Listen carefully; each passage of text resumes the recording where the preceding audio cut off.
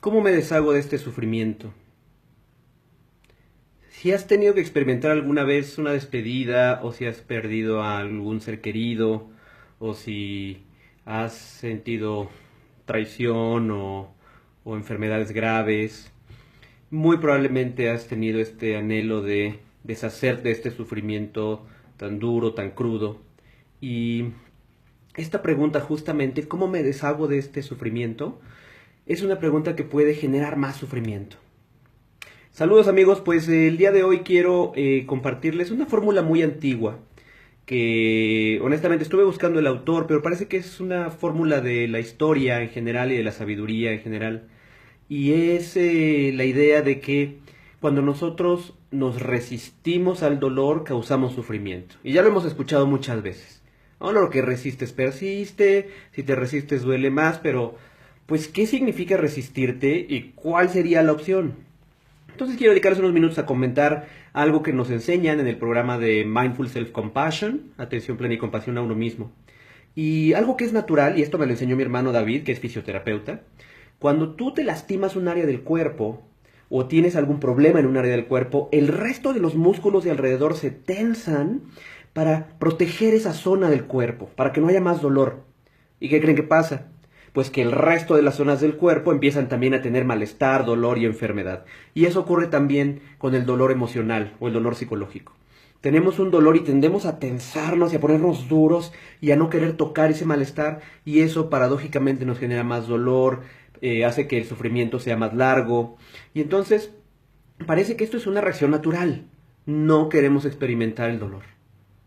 ¿Por qué? Pues porque genera malestar, porque es algo a lo que nuestro sistema nervioso está acostumbrado a ahuyentar, a correr, a encapsular, a reprimir, a evadir, a suprimir. Y entonces, algo que nos enseñan en estas prácticas de self-compassion o compasión a uno mismo es empezar a tener la posibilidad de tocar con el sufrimiento. Pero aguas. Y esto es lo que básicamente les quiero compartir, porque a veces pensamos que tocar el sufrimiento significa dejarme arrastrar, dejarme capturar o secuestrar por ese sufrimiento, y eso tampoco ayuda. Eso es ser presa de él. Pero hay una siguiente opción, y la opción es, mediante la práctica de la atención plena, ser capaces de notar el dolor y reconocer, hay dolor. En este momento hay tristeza, en este momento hay enojo, en este momento hay miedo.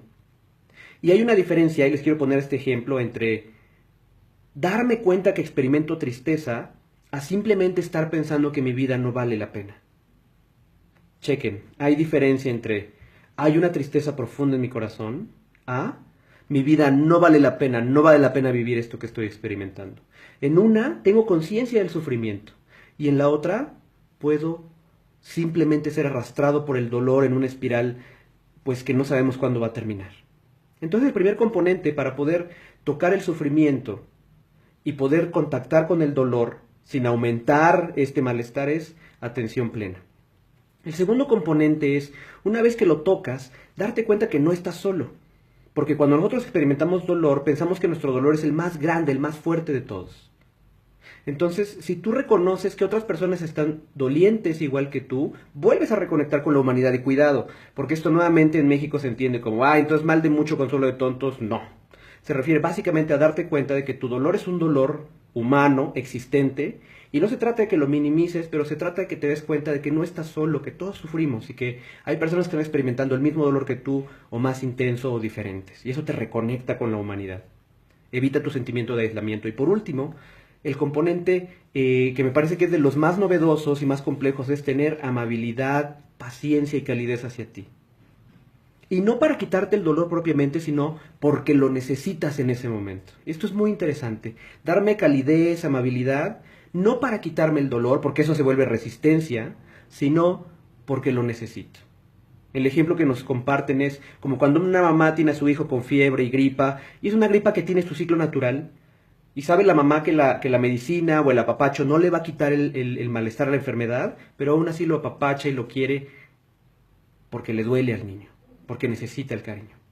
Entonces, tres componentes: conciencia de la enfermedad o conciencia del malestar, mindfulness; conciencia de humanidad compartida, no estoy solo en mi sufrimiento; y bondad, amabilidad. Y si practicamos esto una y otra vez, disminuiremos nuestra ya clásica paranoia de sentir algo está mal conmigo, no tendría que sufrir. O el sentimiento de indefensión de pensar, ¿qué pasa? ¿Por qué me duele? O el sentimiento de victimización de, ¿por qué todo lo malo me ocurre a mí? Entonces, son 3 componentes, se los recomiendo mucho. Y si buscan en mi canal de YouTube, Valentín Méndez MX, o en el canal de YouTube Instituto de Ciencias para el Florecimiento Humano, van a encontrar algunos videos que les ofrecen algunos ejercicios para trabajar esto. Ojalá les sirva este video, luego con mucho cariño, y me doy cuenta que me emociono mucho cuando se los comparto.